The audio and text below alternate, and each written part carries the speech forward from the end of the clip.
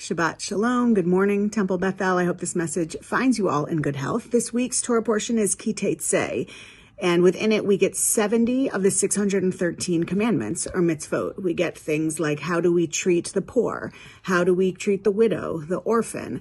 We have pay workers on time, and we also have don't ignore somebody in need.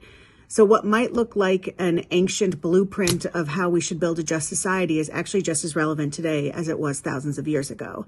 In fact, in our liberal congregation, in our reform setting, it becomes the basis of what ultimately becomes how do we live in a world where tikkun olam and seeking repair of all the things that seem broken in our world becomes actually a mission and something we stand upon to build our faith off of.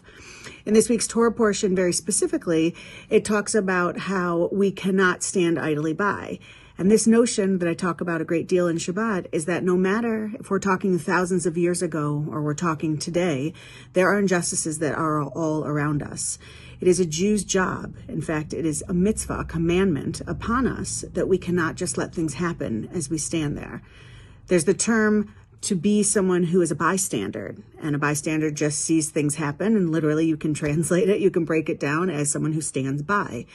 But there's a much more powerful term, and it's used very often in the secular world, but should be used here as well, and it's called upstanders. It's somebody who sees something going on, steps up, stands up, speaks up, and as this Torah portion is saying, acts out to make sure that any practice that is not made with the foundation of being just and of being right, at least how we understand those values, is someone who is not fulfilling the commandment of being a Jew.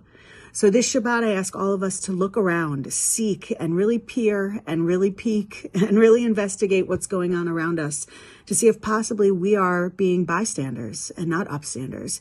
Find something in your life or in the world that you live in that could use a louder voice, a larger bima, more amplification, or just a cheering crowd to really make others aware that it's going on. And then come together.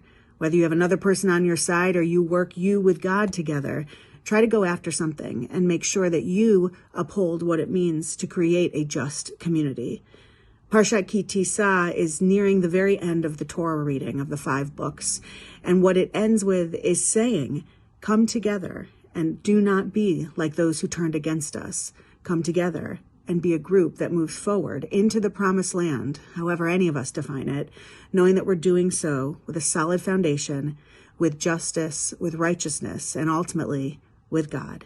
I hope you'll join me tonight for Camp Shabbat. We have 17 of our 21 campers speaking from the Bima about their experiences, as well as a few parents who will offer their words of guidance for others who are thinking of sending their child to URJ Jewish Summer Camp. We'll hear from our URJ Camp Coleman Camp Director and TBE member, Amy Smiler-McFarland, and we'll have the opportunity to join afterwards in a dinner that is reservation only for those who have sent in their dues and made their commitments to join our congregation in 25-26. If you are not coming to that dinner, which means maybe you didn't send in your form, please make sure to send in your temple dues form, because all of us want to be a part of this community so we can work towards making a right and just St. Pete, Temple Beth-El, and Jewish life for ourselves here in Tampa Bay. Take good care. Shabbat Shalom.